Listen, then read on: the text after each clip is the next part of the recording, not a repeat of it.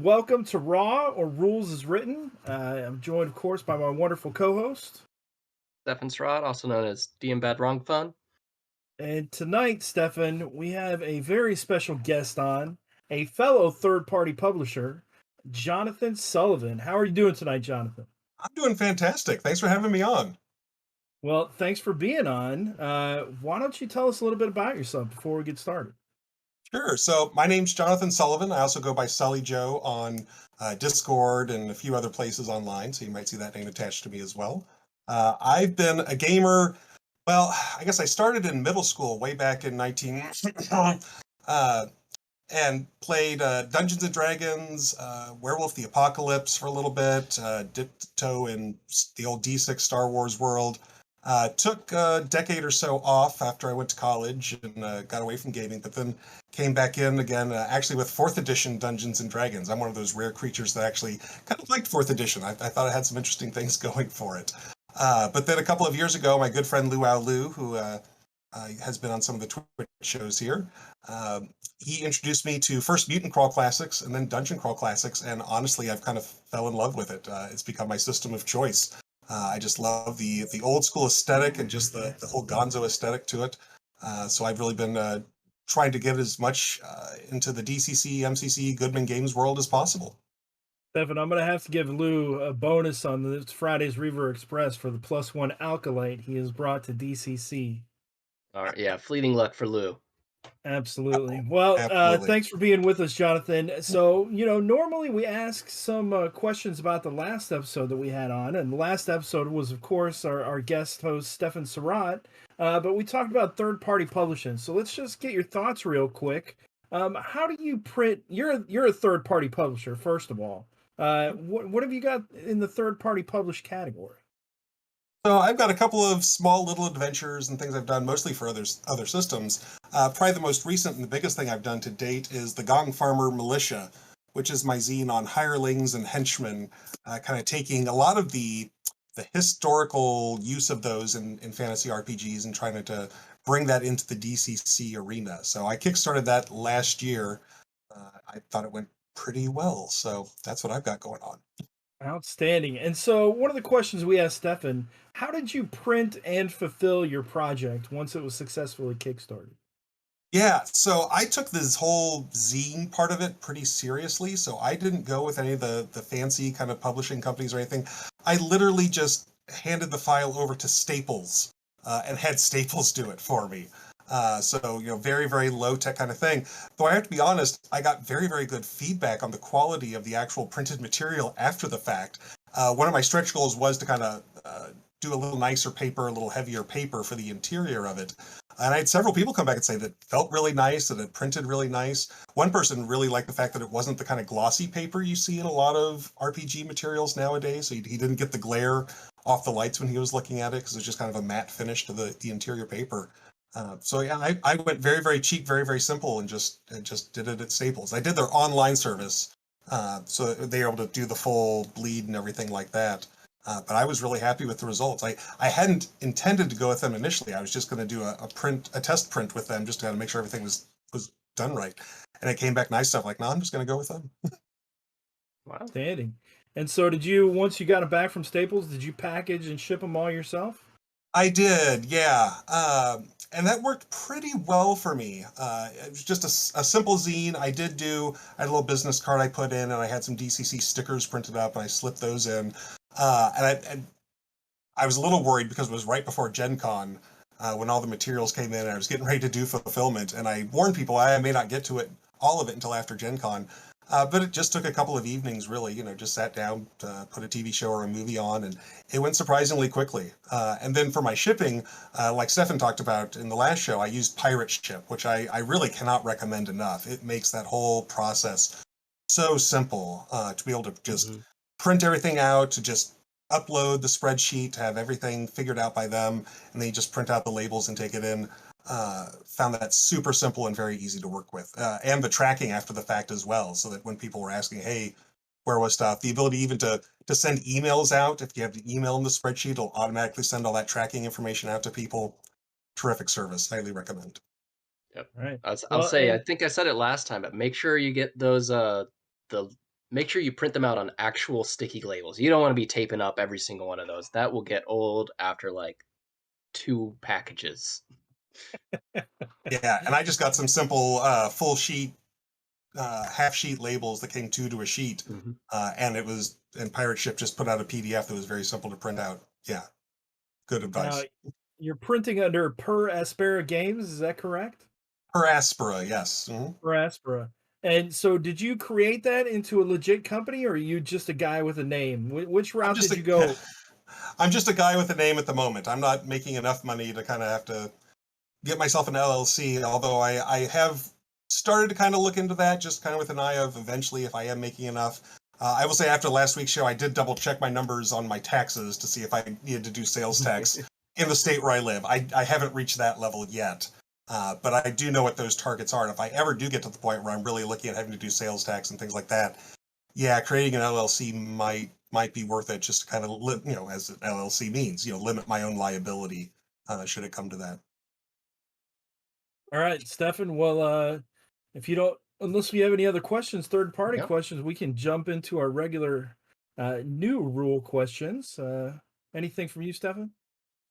No, I'm good. I'm eager to get back into it. All right, you want to hit him with question number one? Absolutely. So, how available are retainers in a DCC setting? We hit you with these retainer questions because, of course, you wrote Gong Farmer Militia. So, from the book, Jonathan, rules is written. How often do you see retainers? Yeah, I believe the rules say that in a normal setting, there's about 1 out of 100 people who would be willing to leave their life and go and follow an adventure.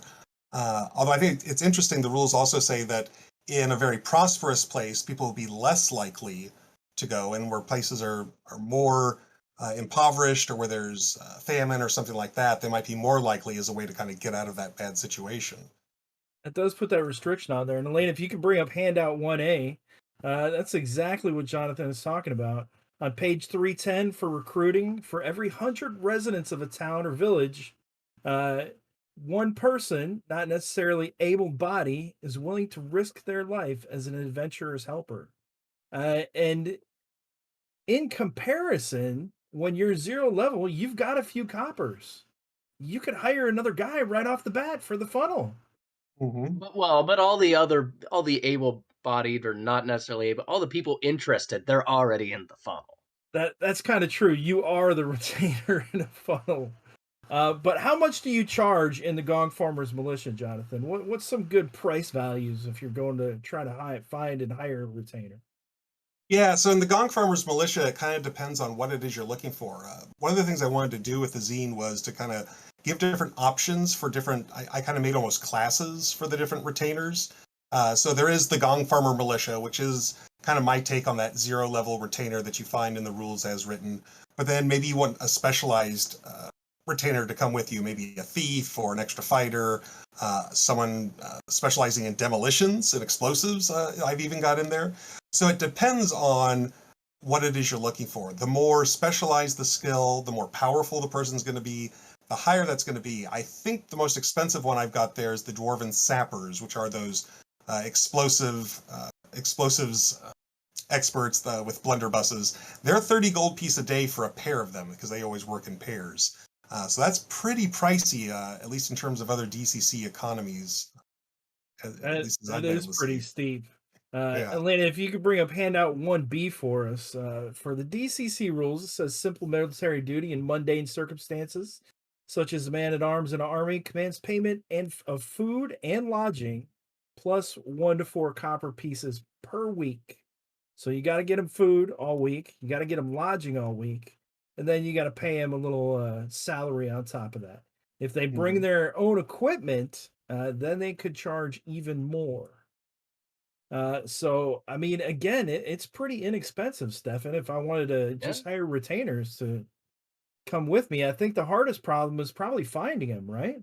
probably. I in my own games, I just gone by basically what's outlined in Tolkien's The Hobbit. Equal share of treasure, equal food and lodgings as other people.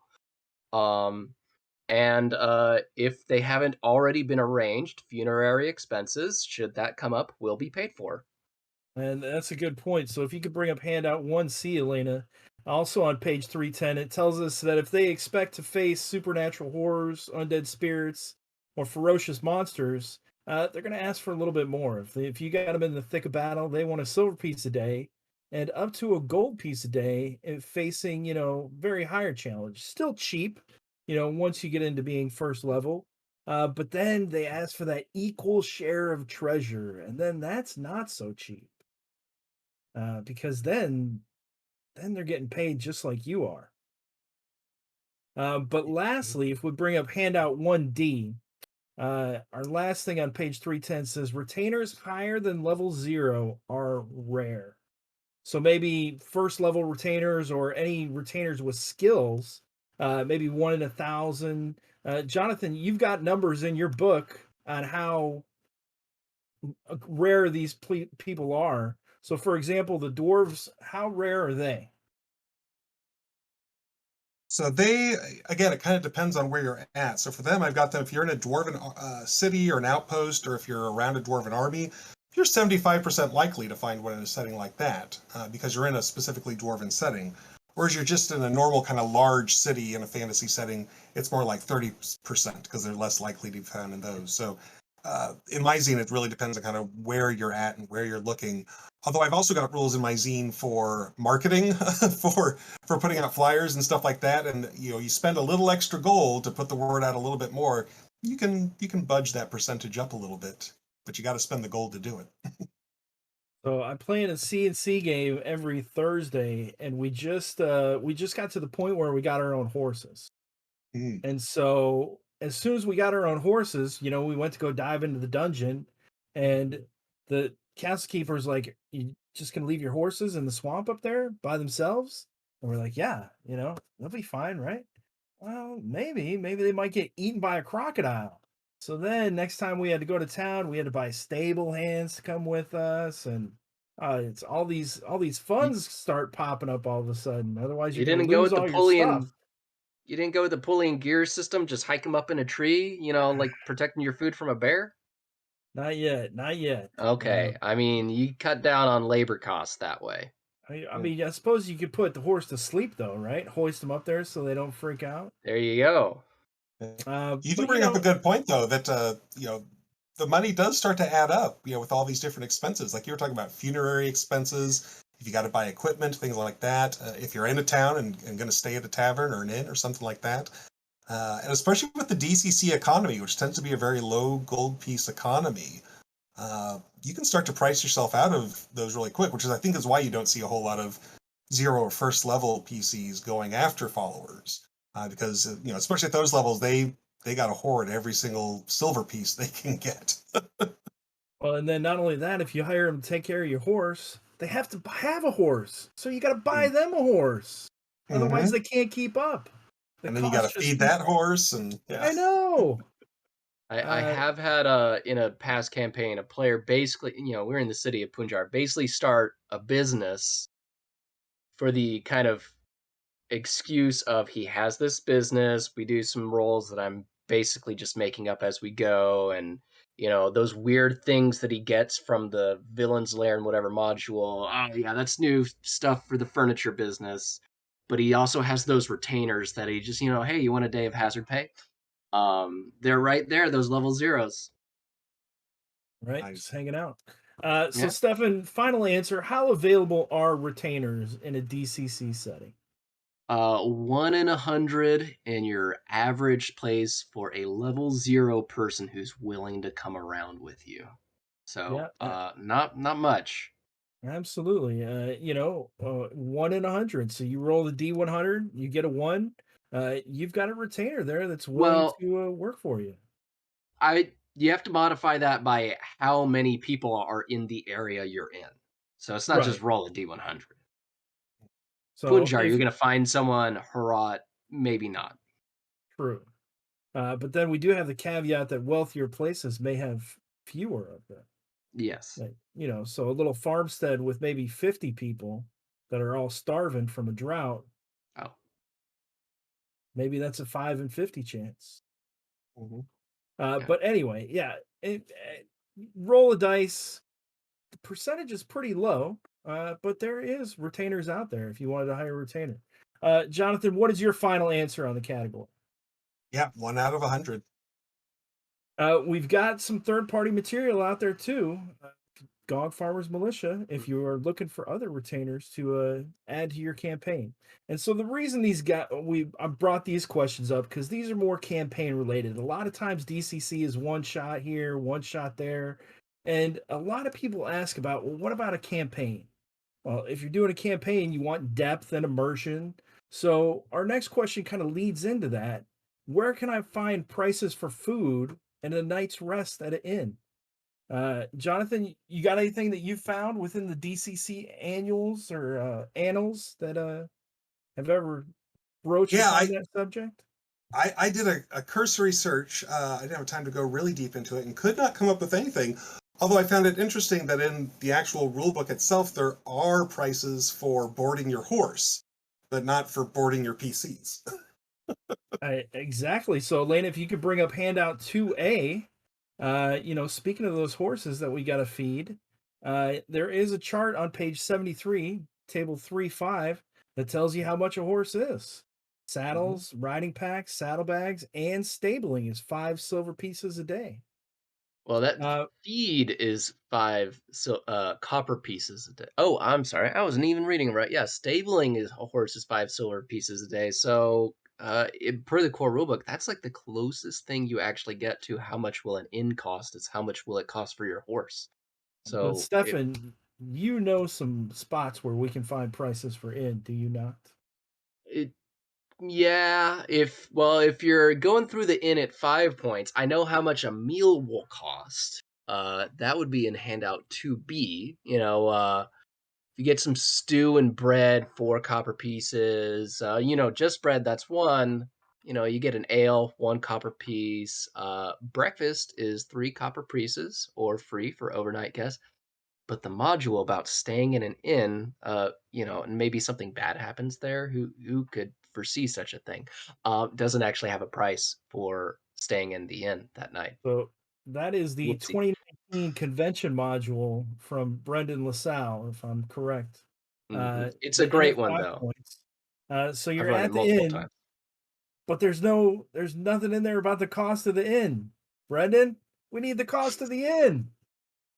All But right. handout 2C has a little bit more info, pulled from a couple locations, a dozen Lake Mar locations, so different than standard DCC, but 2C has that, and it says if you stay at the Silver Eel, it is 3 silver spurdukes for a month, or maybe just a few bronze algals get you a room for an hour if or 5 copper pennies overnight. Or if you are a very different kind of location, somewhere in the Shutter Mountains, uh, I believe down in Bent Pine, if most people just let you sleep in the hayloft if you're a good person to be around, but if you're kind of a jerk, they'll still let you sleep in the hayloft, but they're gonna charge you a silver just for that.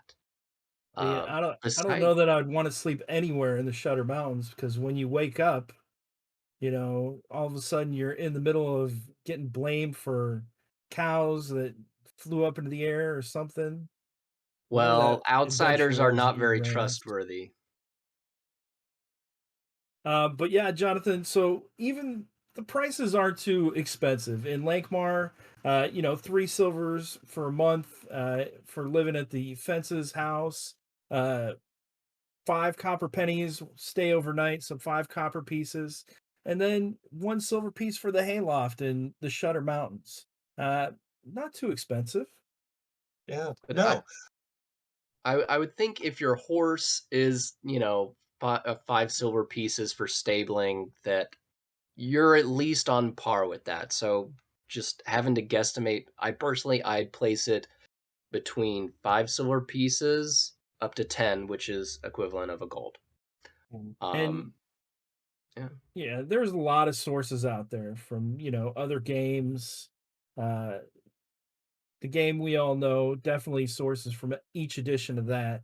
There's plenty of places, but if you guys watching know of any other places in DCC where we can get prices of in or prices of food, stuff like that, post it in the Facebook comments when we put this out, or tell us in Discord. I looked at the YouTube. my yeah, I looked at my favorite in module, uh, Strange Night at the Pint and Pony, and that's not really an inn, but there wasn't any prices for food or ale in there either. I was like, what? Really?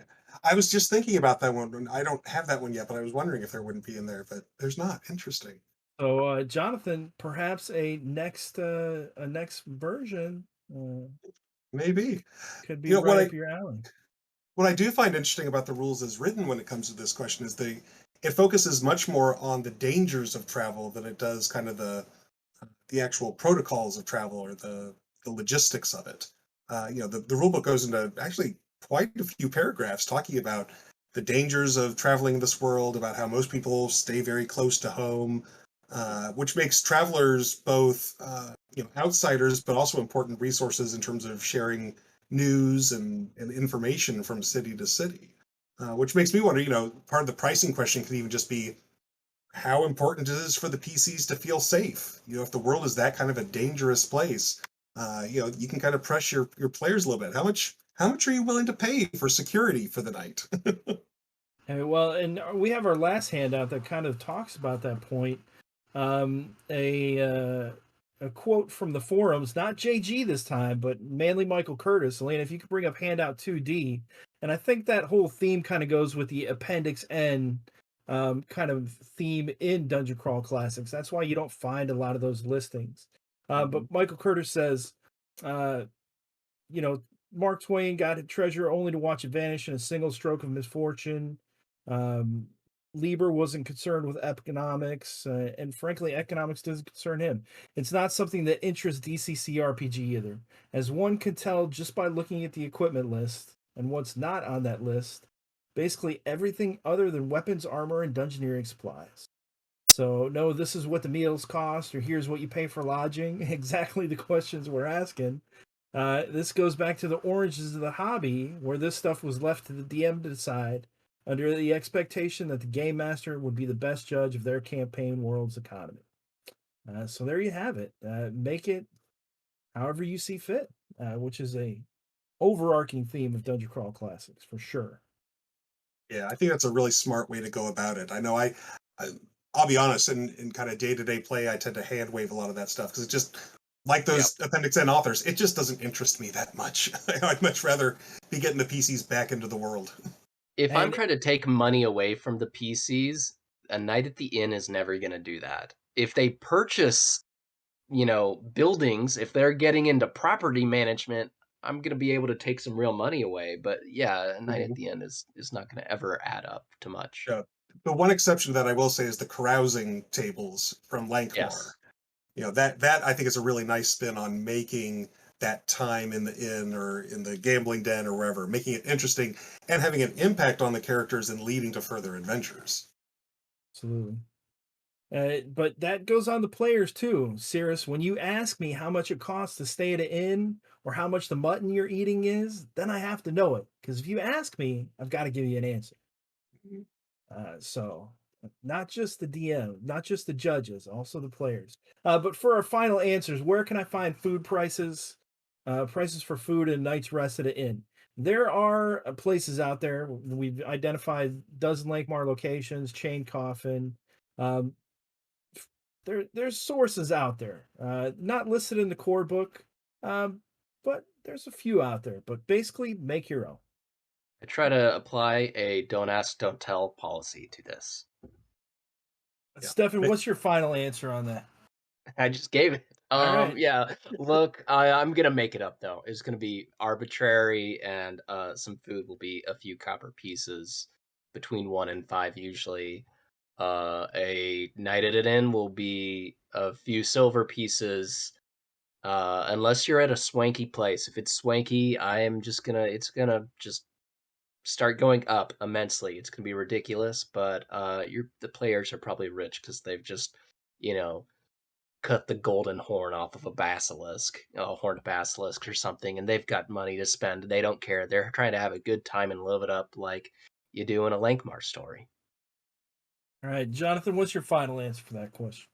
Yeah, same thing. I'm going to come up with the answer that feels right in the moment rather than trying to come up with something that's really rooted in actual economic theory. All right. Our next question, which I'm very excited about, because I think this touches on a non-used part of DCC. Not very often do I see this.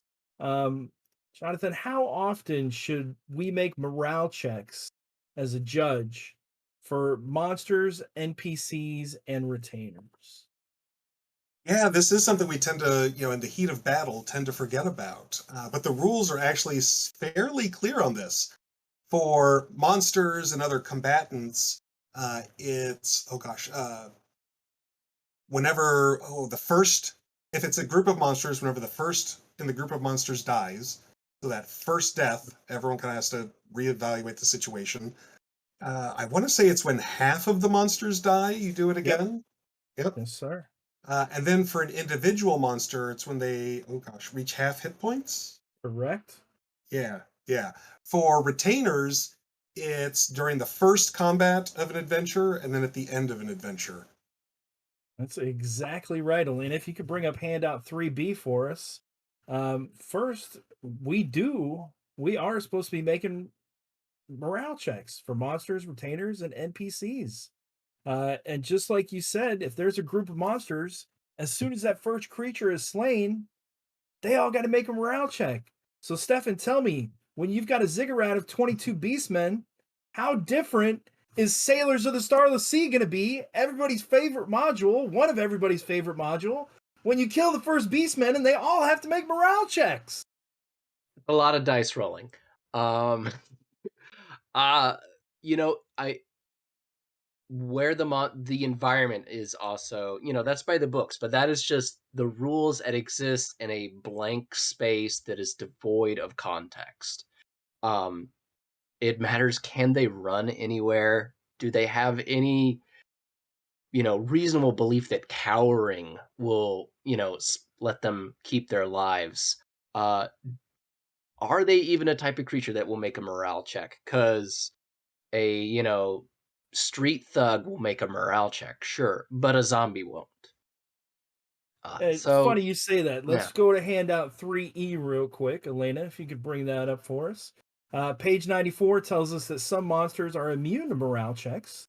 Automatons, animated statues, golems, and other mindless creations don't fear death, so they don't make them.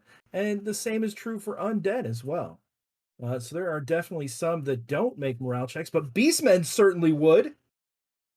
Beastmen would, but can they go anywhere? Are they going to go in that water? Who knows what lurks in that water, unless you've already gotten to that ziggurat somehow. Well, and you have touched on circumstance a little bit. So if we could bring up handout 3D, Elena. Retainers also add their employees' personality modifier. So that's kind of how to make morale check. But the judge may apply a modifier of +4 or -4 to the check if the creature has sufficient motivation to fight or flee. So being on the ziggurat, surrounded by 22 beastmen, I'd give all those guys +4 for sure. But what I think might be even cooler, because I looked at the stats of the beastmen and they're -2, Jonathan, for their will check. And let's talk about how to make a morale check first. Elena, if you could bring up handout 3C, please. You roll a d20 and add the creature's will save. Result of 11 or higher is a success. The creature can keep fighting. 10 or less, the check is failed. The creature attempts to flee the combat. They don't want any part of it. So that's how we make one. Retainers add their personality modifier to that. And so going off of that, I'm like, you got the effigy guy up there who's got a +4 will save. And then you got like the co-captain right here who's got a +2 will save. They're at the top of the ziggurat, right?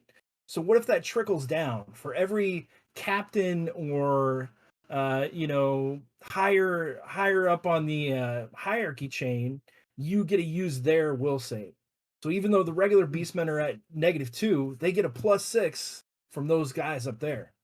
So that's why it would be cool if you took out the boss. It would make sense that they'd all get scared and want to, run off. What do you think, That Jonathan? makes a lot of sense. Yeah. It'd be interesting to craft some custom monsters that have kind of something like that, like a stacking kind of leadership ability to them. So exactly right. So that you're kind of modeling that whole minion idea that you got these hordes, but as soon as you take out that leader, man, they're going to scatter because they understand now these people are not to be messed with. Right. Same thing. I ran a module a little while ago. Actually, shoot, it was like a couple months ago now. I ran this one. At the very end, players come out of the locale they've been adventuring in. They've got the loot, and they're happy. They're calling it a night. They're gonna go to the bar, and some gang members have been waiting outside for them. They watch them. They'll go in. They let them get bloodied. They come out and they go, "Give me your stuff." And then that warrior won initiative and killed the gang leader in a single blow. And everyone just scatters because, like, yeah, you see the toughest guy in your gang get just like chopped and beheaded instantly after he makes a really compelling, "You guys are all messed up and you should give me everything you got" speech. That doesn't sound like a good payday. Doesn't sound like a good day at all. I didn't even make a morale check. That's just common sense. So, I mean, I've been playing DCC for what, like 2-3 years now, and I don't think I've ever made a morale check for any game that I've judged. I'm sorry, all my players. What about Stefan? Jonathan? What about you guys?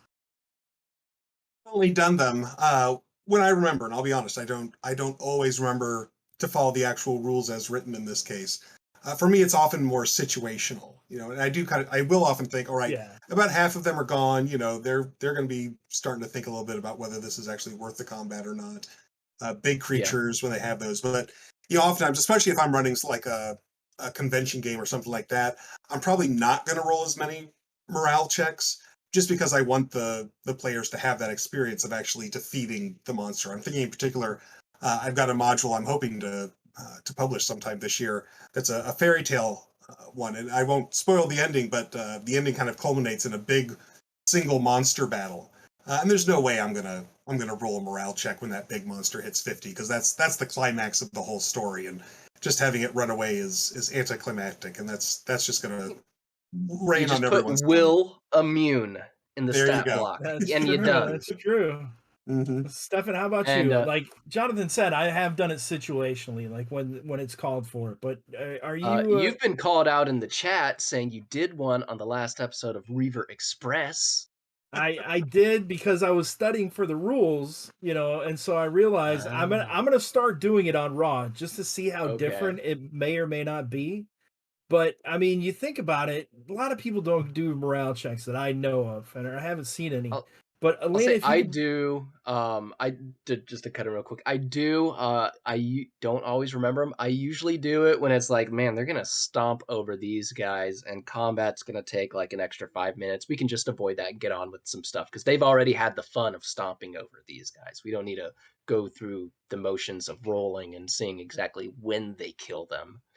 If I want to, I can just describe them cowering and or whatever. I can describe whatever. But yeah, whenever I'm like wanting to kind of cut combat short because it fits the pacing of the game better, that's when I'm rolling morale checks and hoping that they're bad rolls.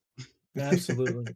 I'm gonna try to start remembering every time they kill their first monster.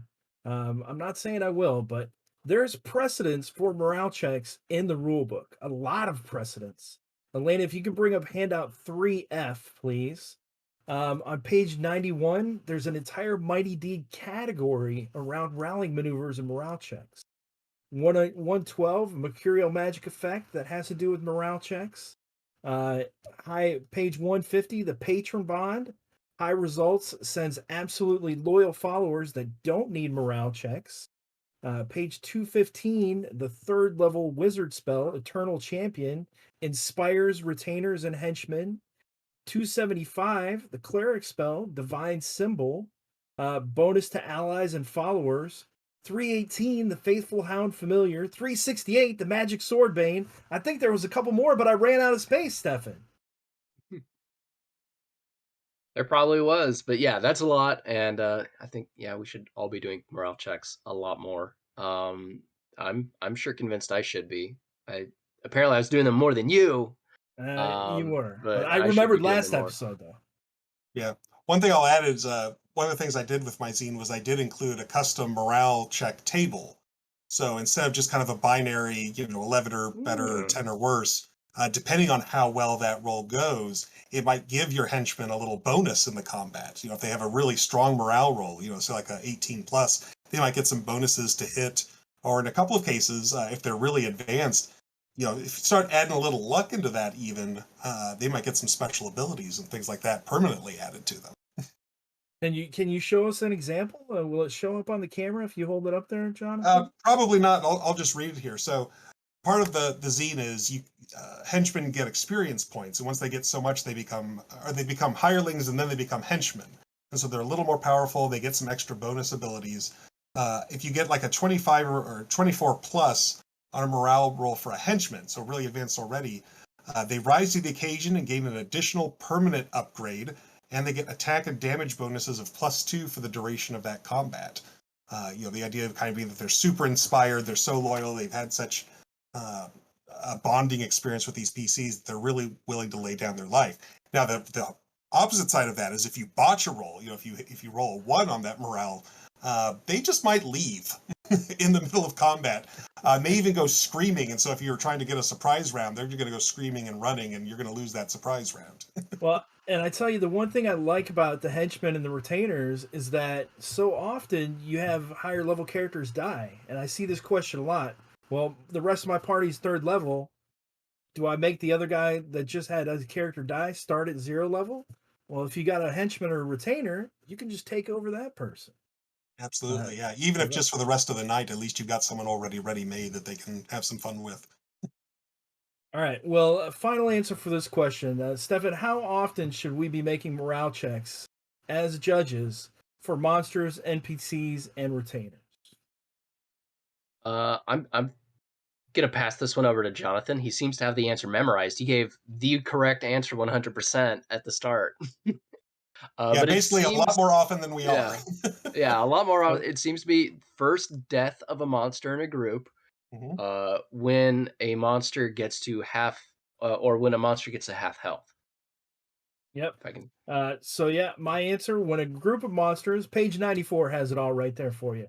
If it's more than one monster, when the first one is slain, or when half the creatures have been killed or incapacitated, like for sleep, for example. Single monster, when it's lost half its hit points, it should make a morale check. And with retainers, when they first encounter combat or danger in each adventure, and then at the end of the venture, to kind of see if they still want to hang out with you. And Jonathan, I mean, you quoted these before, but any changes to your final answer? Nope, I'm going to stick with it. All right. Stefan, do you want to hit Jonathan up with the last 2 questions? Yeah. So we can get a little interesting. Maybe slightly out of the what are the rules and more into what do the rules allow for? Does DCC allow for custom races? Laney, So if you could bring up question 4 for us. I'm not sure I've seen that in the rules themselves. Any reference to that? Though, I mean, again, we're all third-party publishers here. We know you can do whatever you want and put it out there. And certainly there's plenty of examples of custom classes, custom races, all that stuff in the zine community. But I can't recall seeing anything in the actual rules themselves. Evan, I think there's custom races that we read almost every time we open the book that we just didn't even realize we were reading. I think so. And in a strange thing I hadn't thought about until just now, but I remember the first time I played Frozen in Time, mild spoiler, one player, you know, some bad things happened. He had no more characters. He played that Yeti, played the Wounded Yeti. So suddenly he has a custom class. But if we look at handout 4A, it's kind of supportive of that. Page 56, As there are forest elves, plain-dwelling elves, undersea elves, elves who dwell on floating cloud cities, a fallen race of black-skinned dark elves that shun the glare of the sunlight. So we got custom classes, they just aren't core classes. And they're Right going to in the inevitably be description. third party. Right in the description of the elves, it's saying there's 5 different races of elves out there. And, well, that may not necessarily be 5 Right. different classes, but it's 5 different environments that they live in. They may have all the same patron rules and everything. You could probably make some arguments that their, weapon training lists are going to be a little bit different, some stuff like that. They're probably going to, those cloud elves might not be so keen on the King of Elfland. They might have, I don't know, the whatever I that whatever they might have up in the skies. I was But going there's through the races. rules. Yeah, Stefan, I was going through the rules looking for any other sign of race, and there's a few Mhm. in there. Elaine, if you could bring up handout 4B for us. On page 249, it says the caster offends the hunter race and cannot attempt to cast this spell again for either 1 year, has passed, or he undertakes steps to amends. Now, this is the spell Unerring Hunter. So I thought it was kind of Ah, weird that it calls it a hunter race. ooh. So invisible hunter races out there, Are and we they can summoning only the be Predator? summoned with the spell. That you said it, not me. Well, it's What do interesting you? you talk about your player playing the Yeti. One of my favorite funnels is the MCC funnel, the Museum at the End of Time. And again, I won't go into too many spoilers here, but it's entirely possible in the course of that module for PCs to have genetic manipulation done on them that turns them into other species. And I've definitely had some players run around as a semi-intelligent gecko in the course of playing that. So we've had to come up with stats and stuff on the fly for that, but it was a lot of fun. Well, Elaine, if you could bring up handout 4C for us, this is also, something that's not probably even thought of that much. On page 382, there is a 1% chance that any mortal creature is an elder specimen. So, an elder race. And it even talks about that in the Snake Men monster category, that the elder race banned the snake people from the planet. Elder races have a higher intelligence and personality, and often evidence of the specialized wisdom of their race. So I can tell you, and my players obviously are listening. So even though you're going to get morale checks now, I'm rolling a D100 for every monster for that 1%. There's going to be an elder coming somewhere soon. All right. I'll thinking about that, if you look at the Curse of the Kingspire, that has to do with elves from long past. If you look at the adventure Legend of the Silver Skull that is in the 2020 Quick Start Guide, and I don't think it's been replaced yet, actually. Um, it has a little bit in there about the Mesozoican Empire, because Julian Burnick likes to put those in there. And that's the Apemen race from aeons ago, and they're the Snakemen race from aeons ago. So there are other races, like sentient, that could be statted up. Uh, you're going to find like probably 3 or 4 different Apemen classes if you go a looking. Can we just But call the there's Snake Men Slee Stacks? Flea Not for Stack copyright race? purposes. Yeah. Yeah, not allowed. You have to put some extra S's in there to avoid the copyright hit. So, there's precedence for an elder race. There was also, I didn't note it, but there's alien races, definitely is mentioned in the monster category a couple times. But Stefan, what about Starcrawl? Yes, Starcrawl is if we look out handout 4D, we mention it because it takes the unusual route of fully separating race from class in that, all third party, but it is at level 1, I mean, you're the race the whole time. You can roll it before, but it becomes relevant at level 1 when you get to be, a real boy or girl. You choose your race template. So the classes and the races that you can mix and match them, like you can in most editions of D&D and a lot of other things. So it is if you're really looking to do something like that, look there for your precedent. Someone else has already kind of done the hard work to establish a basis. So I'm going to say, question 4, does DCC allow for custom races? I think my answer is going to be yes, there is material in there for custom races. You would have to build them out. And, that's going to kind of be the answer for Elena. If you could bring up handout 4E on page 477, says some judges may wish to expand the game to suit their own style. There are many well recognized rules categories which have been deliberately omitted herein: miniatures, feats, skill points, prestige, race distinct from classes. And it goes on, it says these spaces are blank within the rules so the judge can easily fill in the parts that they feel are necessary. So that's going to be my answer. Stefan, what's your final answer on Same as you. You're given you're given permission throughout the whole book to break the rules, bend them, make up new ones, ignore existing ones. But there are some very express permission and a few kind of points of inspiration for how to make your own custom classes and put them in the implied setting of the DCC world. that? Jonathan, what's your final answer?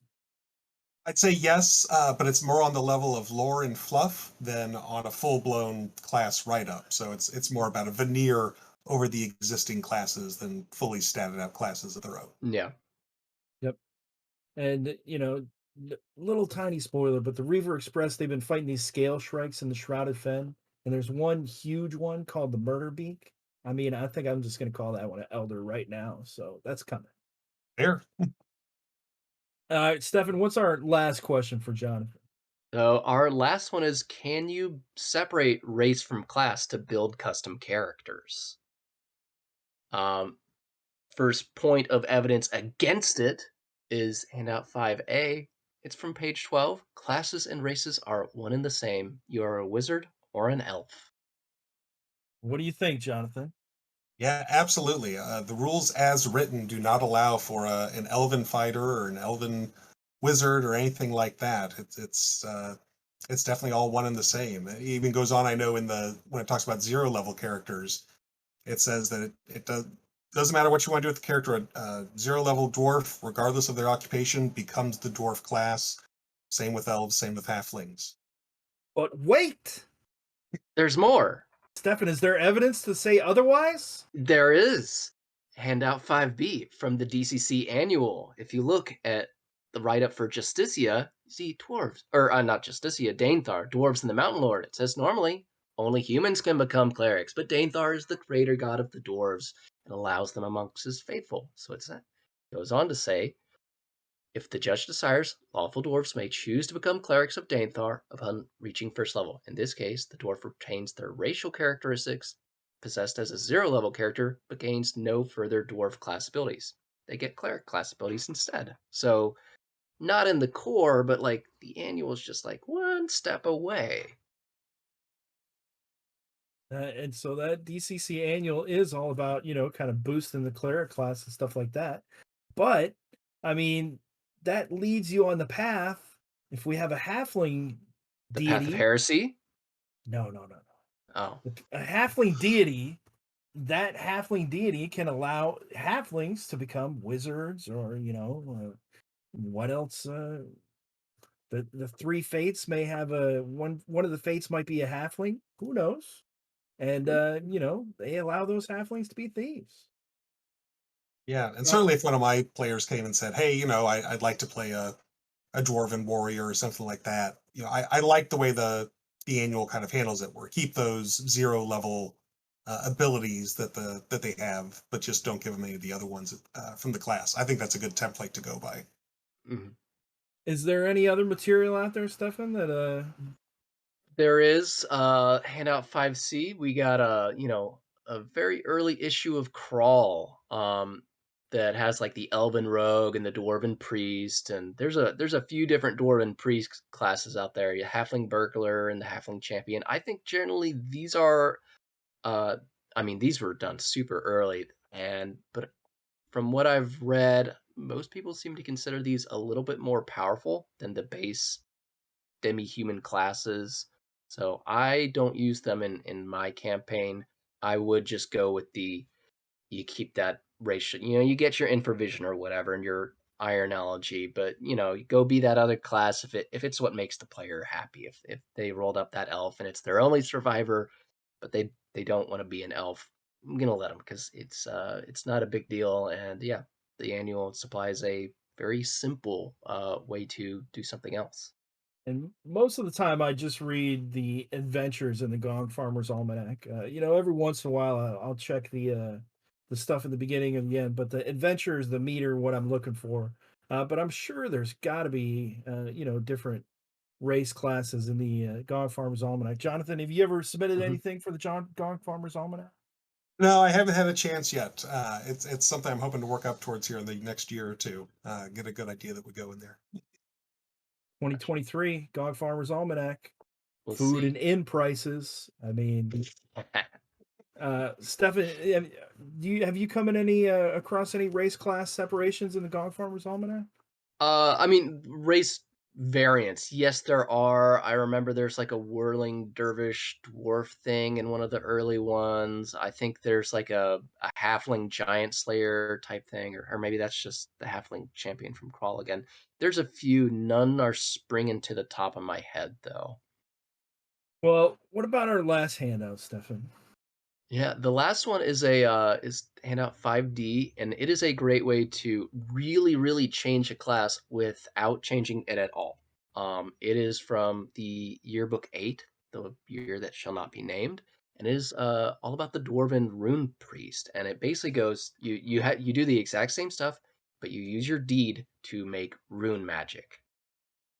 And there's a little extra rule for how many runes do you know, because you got to be a little smart to do this. Can you have multiple of them active? And we just put a little bit of the table in there.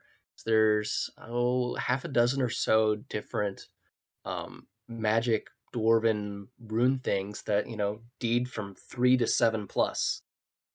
For how to I put the rune of fire in there, but there's the rune of speed. There's a good bit of them in there, and they really, really change how the dwarf is played without, like I said, mechanically changing anything at all. That Well, sounds and really interesting. yeah, Jonathan, I mean, just in the Gog Farmers Militia, your dwarves, as you said, they're not necessarily dwarves. They're dwarves demolition experts.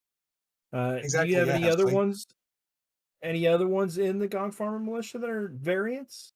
yeah, oh, absolutely. So there's the halfling cut purse. So it's kind of a combination of the halfling and the thief class with kind of some similar abilities there. And then the elven guide, who's really more of a hex crawl hireling when you're going to be out searching through the wilderness. They can kind of help find hidden paths and get you around random encounters and things like that. So they're again, my whole part of the intent with the Gong Farmers Militia was not just to replicate the player character classes, but to kind of give kind of augments and kind of boosts to what you might need if you're missing a certain class or something like that and want to kind of round out your party without having to build a whole new character. Pretty awesome. So I guess for our final question, can you separate race from class to build custom characters? Uh, my raw answer, rules as written, is no, you cannot. Just on page 12, classes and races are one and the same. But as soon as you buy more products past the rule book, past that first time fan kit, well, then yes, of course you can, because you can create your world to whatever you want it to be. Stefan, what's your final answer? Uh, yeah, if you're doing like a core rulebook only thing, no, you just flavor them a little different. But like I love the annual and I love its method of doing it. So I'll those 0 level racial features and then be whatever the heck you really want to be, because some people just don't actually like playing halflings, even though they're great for the group. Some people don't want to play them. I don't know why. I love the halfling. They get, little hide abilities. The one thing I like about the halfling is they get sneak and hide together. So I don't have to pick. But Jonathan, what's your final answer on that question? Yeah, same thing. Rules as written, absolutely not. Although part of me kind of feels like that statement on page 12 is just a dare to the rest of us to come up with something. It does kind of sound like that, doesn't it? Absolutely not. Uh, What? unless you want to. But yeah, you can reflavor things and the deeds. That list of deeds in there is not prescriptive; it is just suggestive.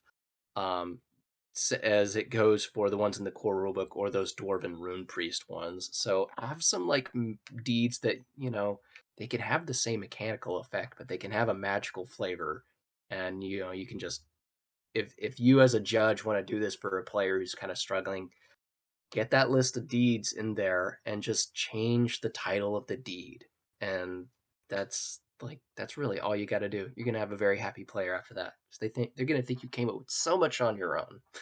um, Yeah, and I'm going to check out that Ruin Priest. I just picked up the annual number 8, the yearbook number 8. Haven't had a chance to actually crack it open, but my very first character was a dwarven cleric, and so I've always had a soft spot for them.